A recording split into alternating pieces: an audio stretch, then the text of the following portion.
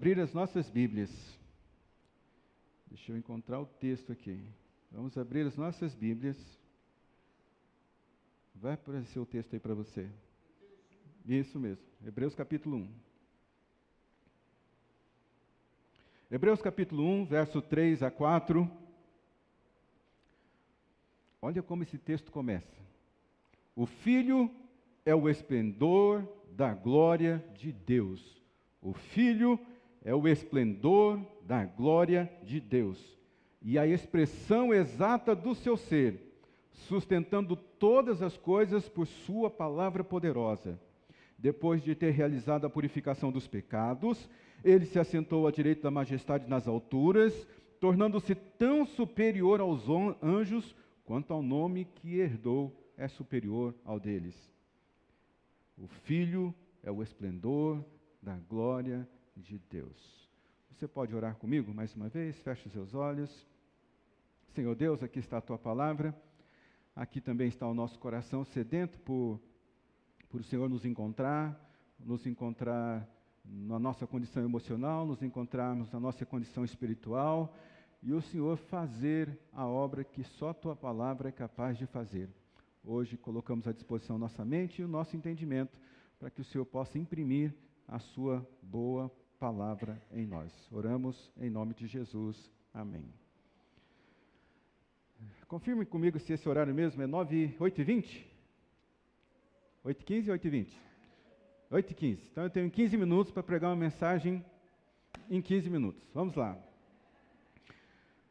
O fascinante Jesus Cristo. Toda construção ela depende de um fundamento.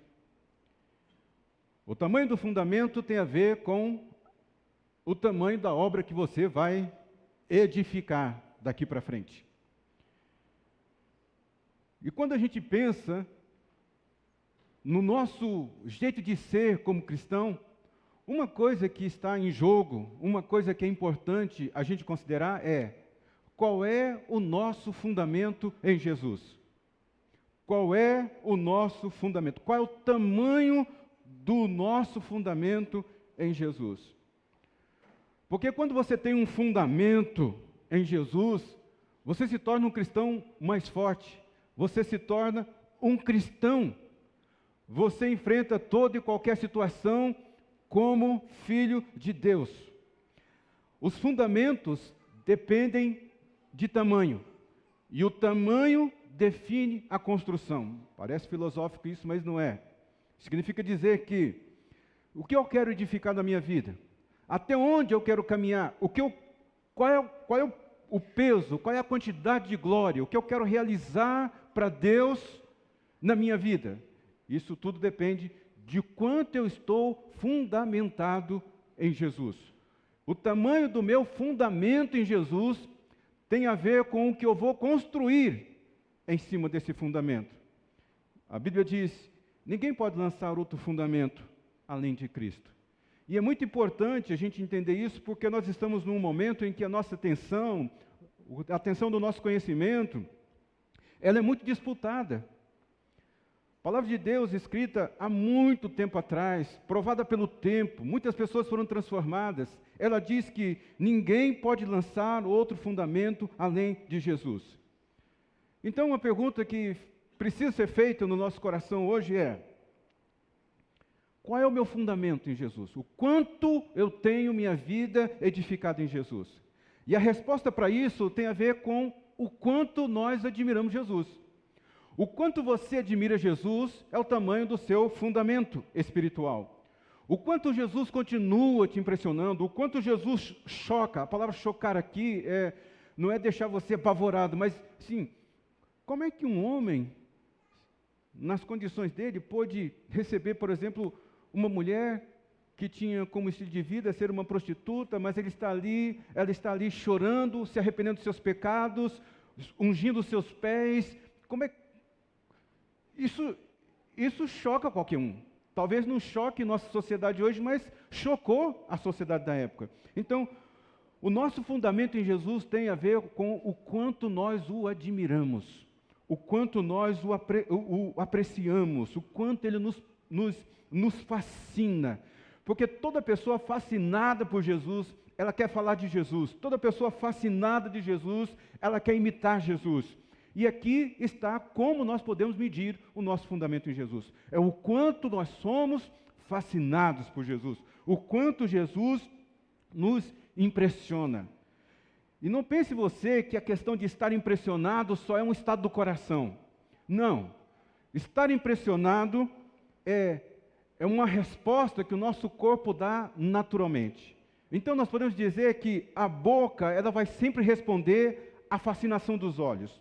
Por exemplo, quando você está diante de algo que te fascina, nós falamos, uau, que coisa maravilhosa. Muita gente fala assim, nossa, né?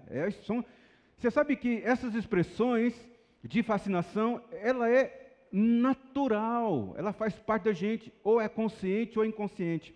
Outra coisa importante a considerar, por exemplo, foi feito um estudo e descobriu-se que em qualquer cultura, quando uma pessoa está diante de um problema, quando uma pessoa está diante de um desafio, a primeira coisa que ela faz é coçar a cabeça. É uma resposta natural que nós damos diante de uma situação de que eu preciso resolver, eu preciso equacionar, então a gente logo, em qualquer situação, coça a cabeça.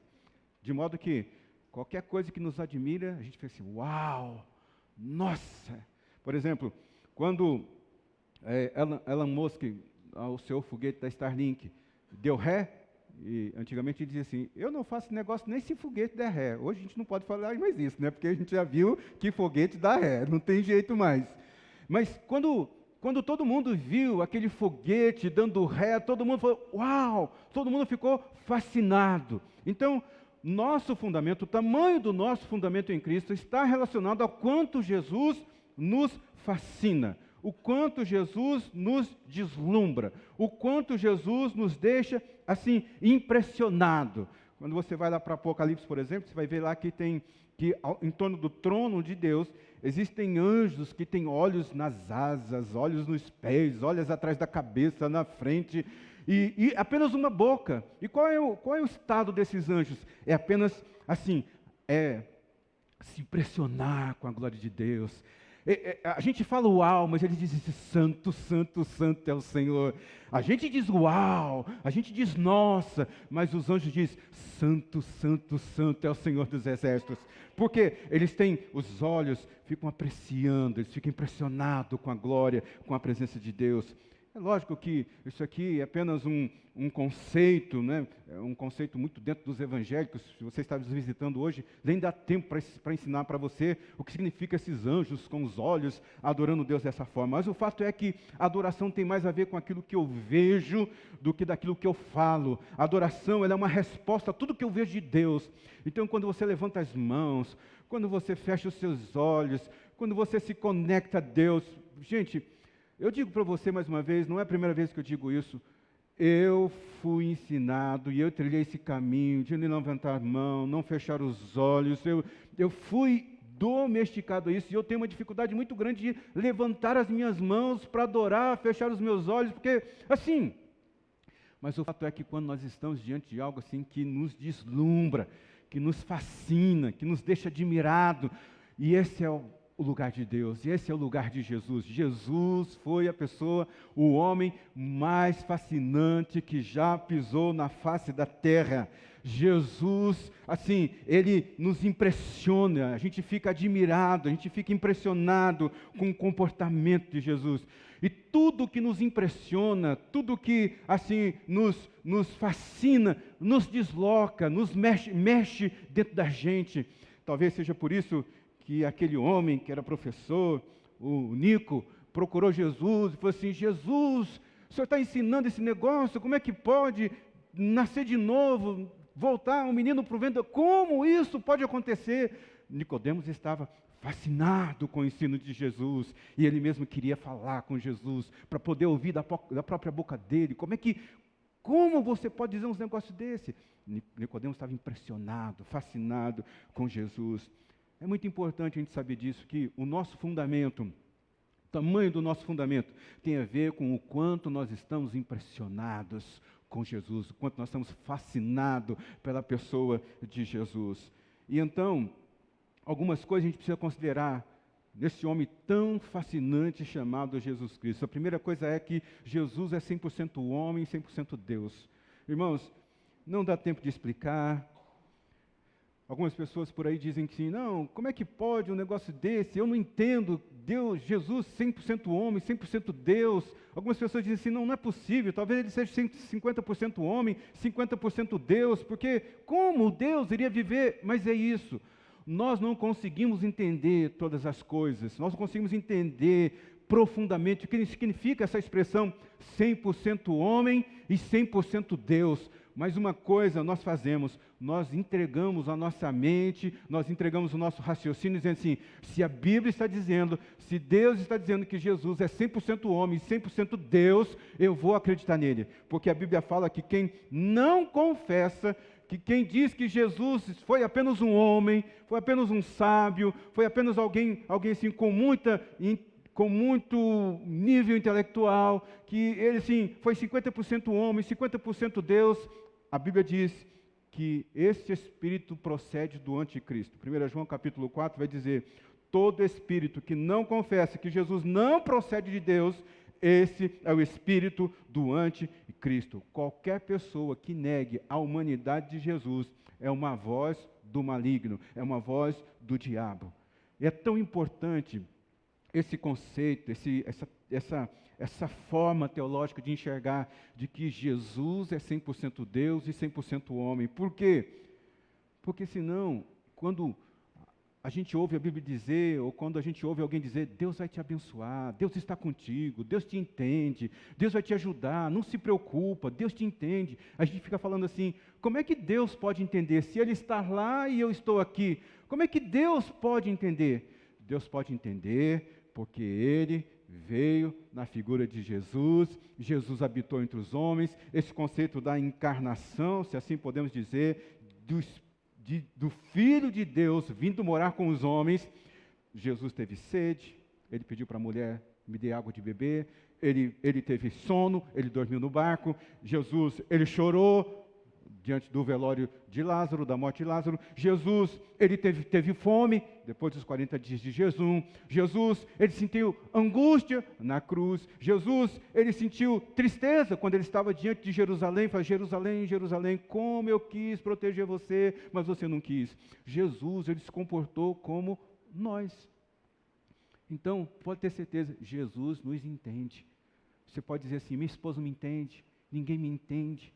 Jesus entende você. Por que Jesus entende você? Porque Ele foi 100% homem, ao mesmo tempo 100% Deus.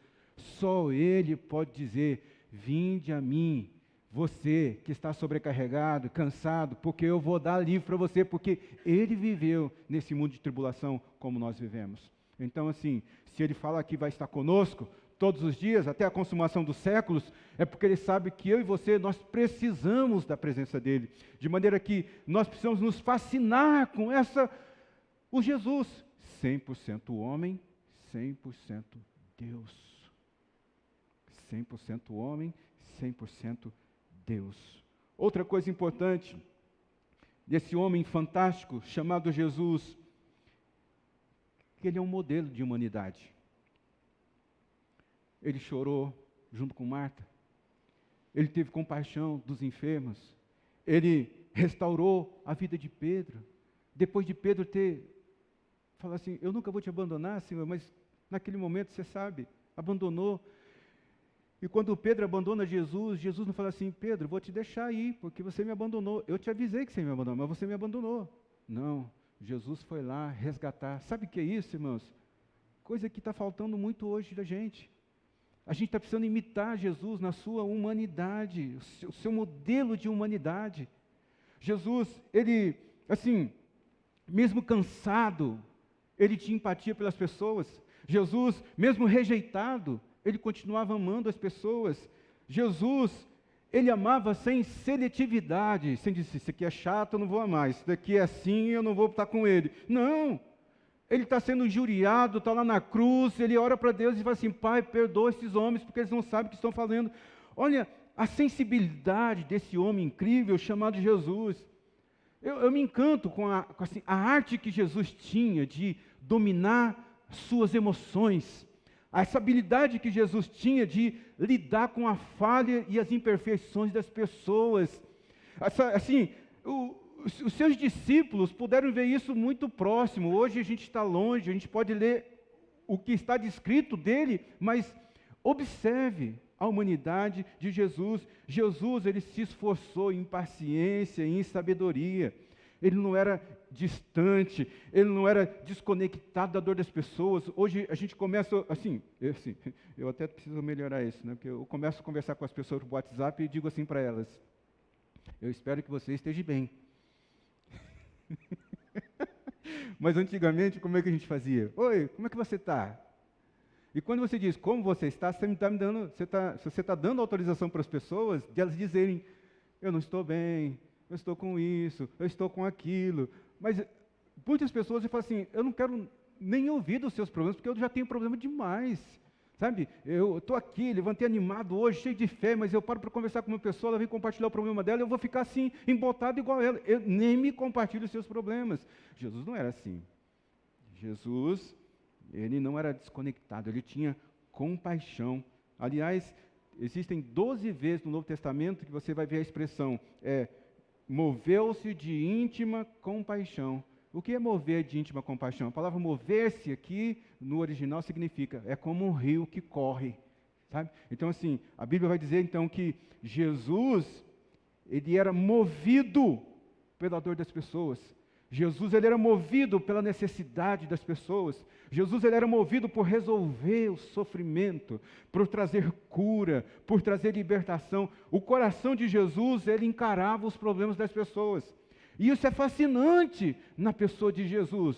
Isso é admirável, isso é cativante, porque é como se ele, sendo Deus, mede o mar com o palmo da mão, mas ele se permite se mover, se comover com a necessidade das pessoas. Jesus dá uma aula para a gente do que é ser gente, do que é ser misericordioso, de que é meter a mão na situação difícil da pessoa, mesmo que a gente não possa resolver. Olha, uma coisa que sempre acalmou meu coração foi alguém chegar perto de mim e falar assim: fique tranquilo, vai dar tudo certo. Você não tem ideia do quanto isso apazigua o meu coração. Eu acredito que não é diferente com você. Quando a gente tem alguém do nosso lado para dizer: calma, vai dar tudo certo, vai ficar tudo bem. Isso é o que Jesus fazia. Ele não fazia acepção de pessoas, ele sentava na mesa de intelectuais, mas ele também passava ali pela sarjeta, se assim podemos dizer, lá de Jerusalém, olhava aquele cego, aquele pendente, aquele mendigo: vai, sua fé te curou. Jesus, ele sentou na mesa de Mateus, um cobrador de impostos, mas daqui a pouco ele estava ali no chão, dizendo assim: deixa as criancinhas vindo a mim. Olha essa habilidade que Jesus tinha de transitar entre um lugar assim e um lugar assado, sem fazer nenhum tipo de acepção de pessoas. E Jesus era um homem como nós, mas ele decidiu ser alguém de valor, misericordioso e, acima de tudo, alguém que se importava com as pessoas. Jesus era um homem que gostava de pessoas. Tem uma cena no The Chosen, o pastor Anês estava até me lembrando esses dias. Jesus está cansado. Ele chega cansado depois de passar o dia inteiro curando. Ele chega num acampamento e vê os discípulos discutindo quem era o mais poderoso. Eu me lembro na cena que Maria vai ajudar Jesus a tirar a roupa. Ele está assim tremendo, tão cansado, exausto que ele estava por dar atenção para as pessoas. Porque Jesus é fascinante, gente. Jesus é fascinante. A humanidade de Jesus nos fascina. A humanidade de Jesus nos convida a ser como Ele. E dependendo do que nós queremos construir ou para onde está iniciando a nossa vida, tudo depende do fundamento de Jesus Cristo, o quanto Ele nos fascina. Aquilo que você vai imitar de Jesus, aquilo que você vai fazer como Jesus fazia, vai depender do quanto Ele te fascina. O quanto você deixa a admiração dEle, assim, impactar a sua vida, e você vai dizer assim: eu estou fazendo isso porque o meu mestre fez, eu estou fazendo isso porque Jesus também fez. Terceiro, Jesus é um homem mais fascinante da face da terra porque Ele é o mestre dos mestres. Eu fiz uma pergunta para a inteligência artificial.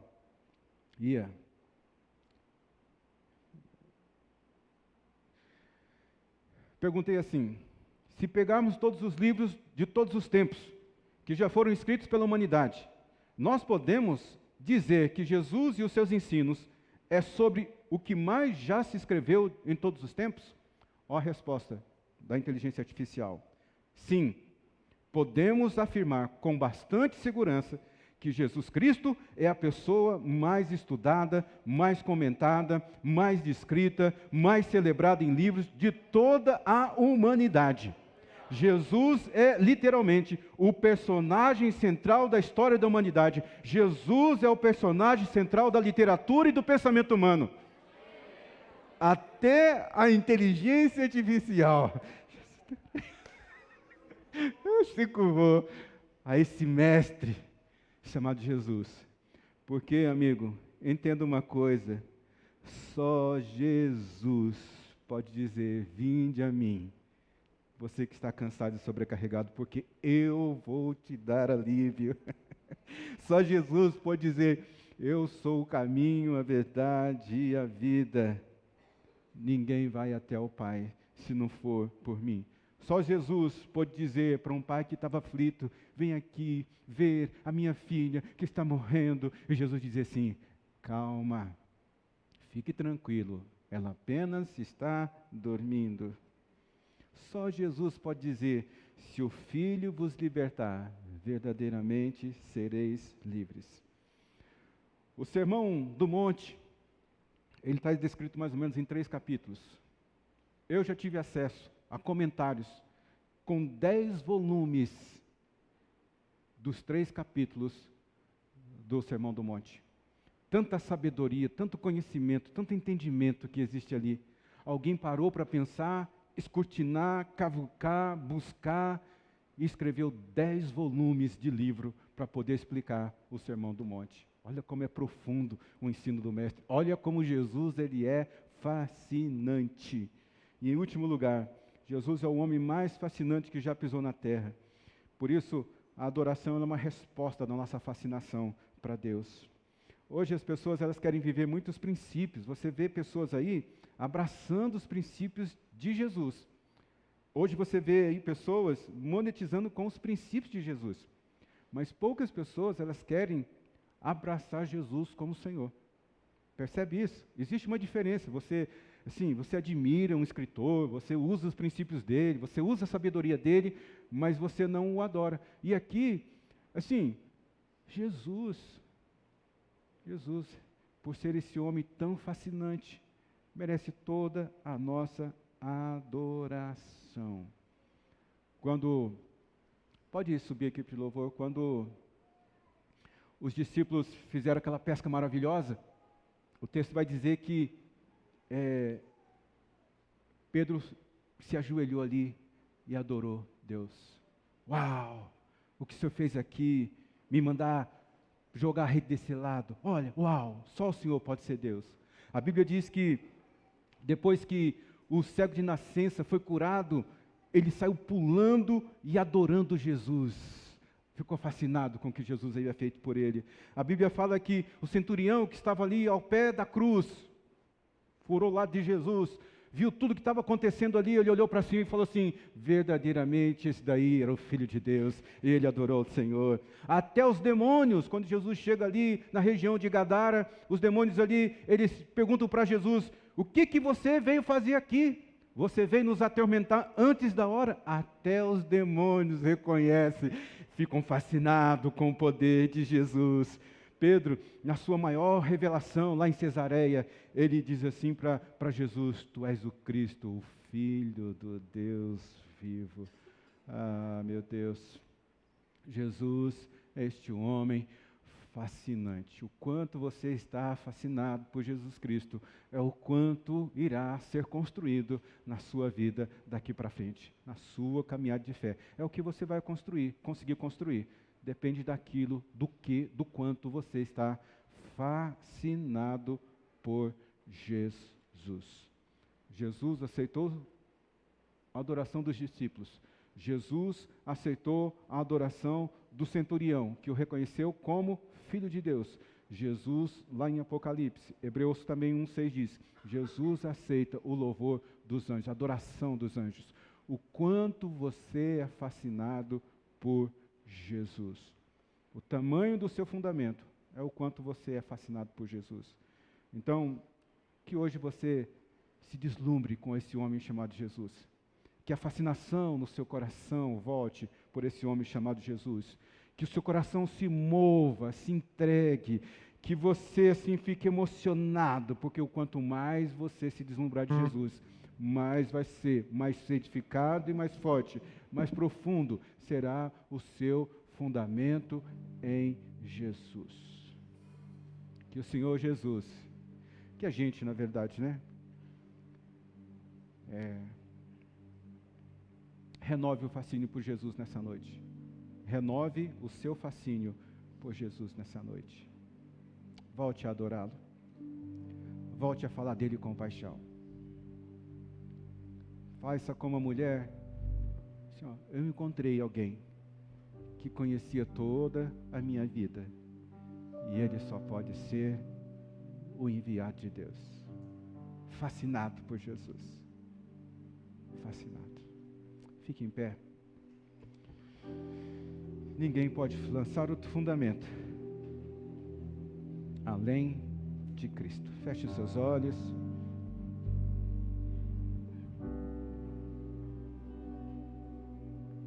Você entendeu o que o Senhor compartilhou com você hoje? Você entendeu que talvez aquilo que você está tentando edificar não está conseguindo ter bom êxito, avançar, porque talvez diminuiu a sua fascinação por Jesus, a sua admiração por Jesus. Volte o seu olhar para Ele. Ele é o bom pastor. Ele é o que cuida. Foi Ele que deu a vida pelas suas ovelhas, por nós.